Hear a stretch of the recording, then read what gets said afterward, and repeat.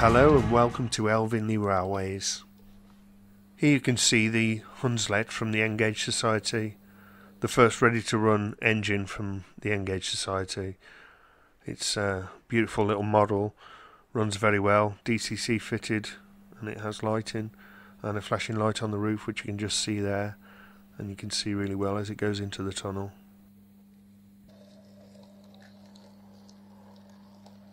Everything you see today is running from these controllers.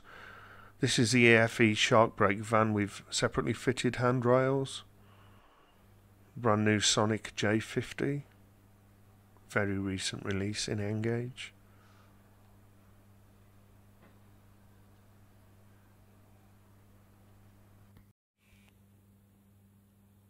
Farish C-Class, which is a very detailed model.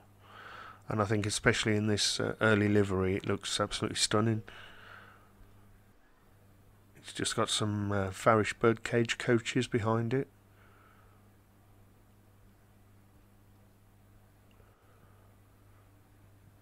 It's got a very detailed cab, which you can probably just about see from this shot.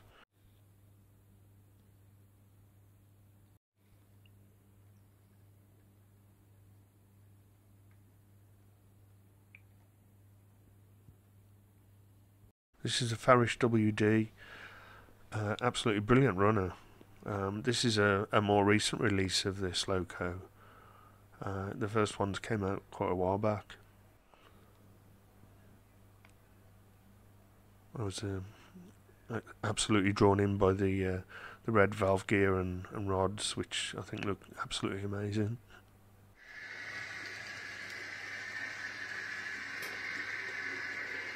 It's in Longmill Military Railway livery.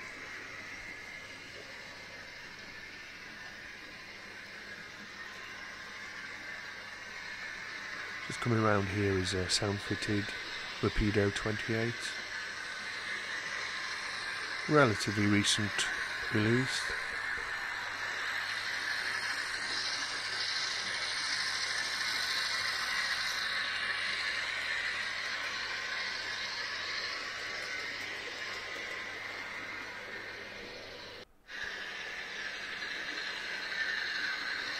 This is on my railway Elvinley, where the channel got its name.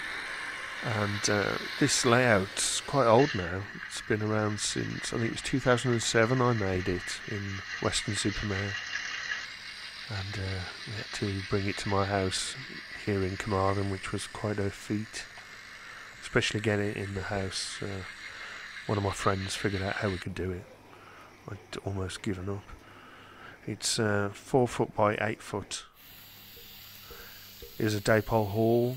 It's weathered by grimy times.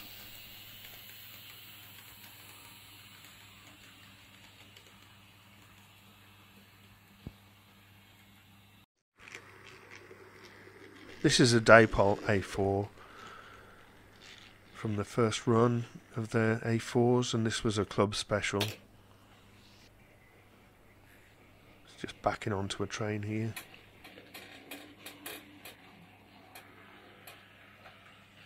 This loco was never in this form with the side valances removed.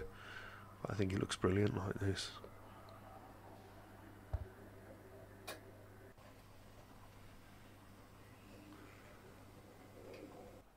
I think there are only about 150-200 of these made in this livery by Dapol. Just behind it you can see an old Farish A4 as well. These are the Farish Thompson coaches in the fake teak or faux teak livery. Brilliant coaches, very close coupling and very detailed indeed.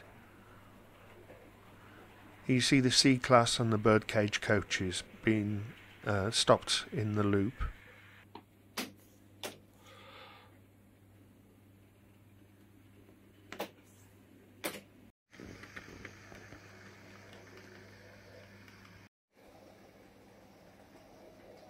Here's the EFE Class 17, another fairly recent model, last few years. Very nice runner indeed.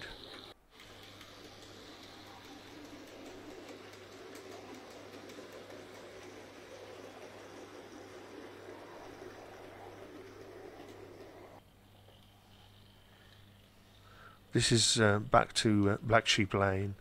This is an older version of the Farish 08, again weathered by grimy times. Farish 14, which has just been re-released, and you can get it with sound nowadays as well.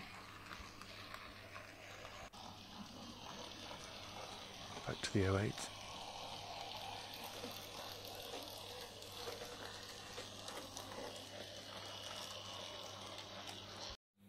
This is the brand new release of 08, which is DCC ready.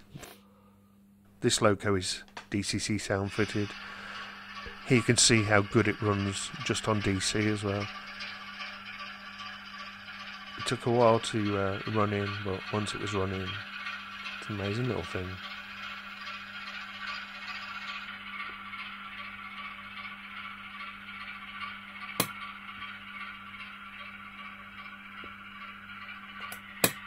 I used to drive them in real life when I was on the railway, so definitely got a soft spot for the 08. Did have a Model 1 when I was little as well. So yeah, onto the Farish Class 40, again sound fitted. This was their first sound fitted diesel, if I recall correctly. I've also got a 31 and a DMU which are sound fitted, which are really nice models.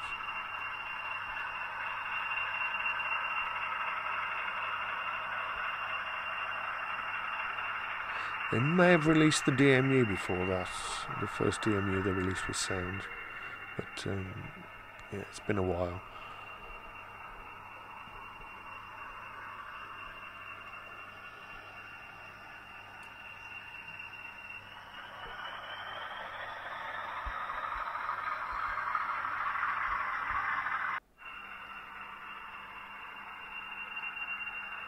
The railway is Western region inspired, very much so. It's inspired by my trips on the Severn Valley since I was a child. But I will run anything on it. I don't like to be too close-minded. I like a lot of different engines and styles of trains, so there's a lot of variety on this layout.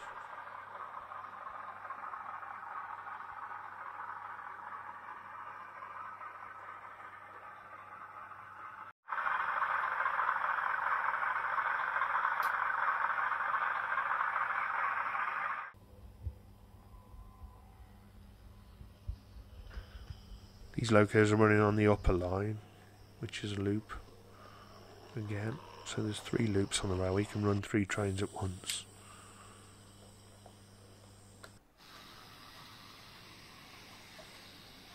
There's quite a gradient to get up round here and to get through the tunnel and onto the viaduct at the back. So you need to double head.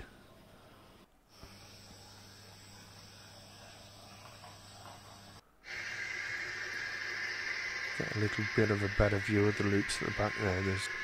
There's 4 lines at the back. Fairly recent sound fitted loco, Farish 4F. They've actually bought out another couple of sound fitted steam engines since this.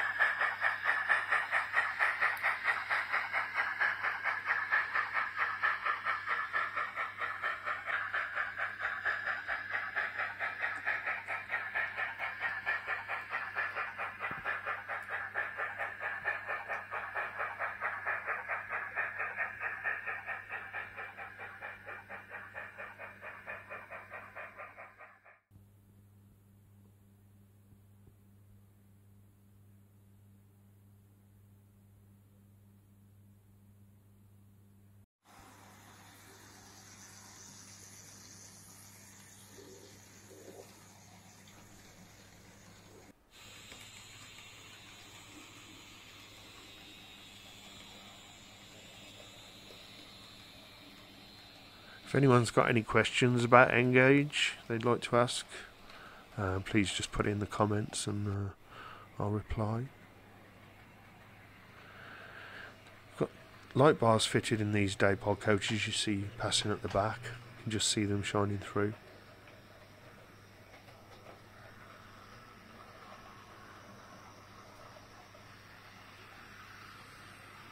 As a little bonus, I'm doing a little bit of a feature on Union Mills locos. This is one I fixed fairly recently. Bought it second hand, and something hadn't been fitted back right, but it's fine. It's fine now. I've got 5 Union Mills locos at the moment. This is the second one. You can see the 3F. They're both fairly recent ones. This is an old one that I've had for a while, a Duke Dog. It was one of the later releases from Union Mills, and a very smooth runner. I've detailed this one, as you can see. Unfortunately, you can't get Union Mills locos anymore. They gave up this year. I think he retired, the person who does them. Here's a Super D, which I've detailed and weathered.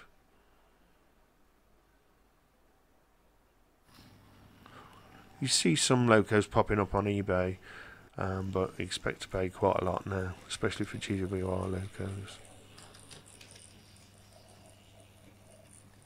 This is the pride of my Union Mills fleet. A City of Truro, which has been repainted by a member of the Engage Forum. He's done an absolutely stunning job of that.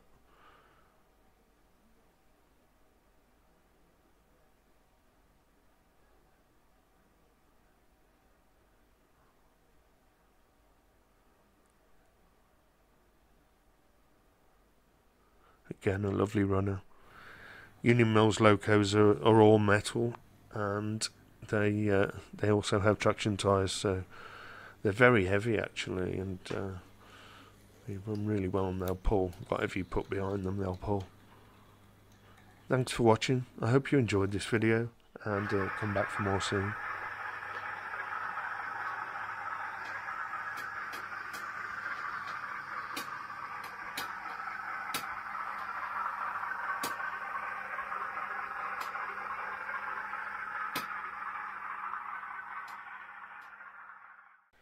Hello and welcome to Elvinley Railways with me, Ian Hawkley.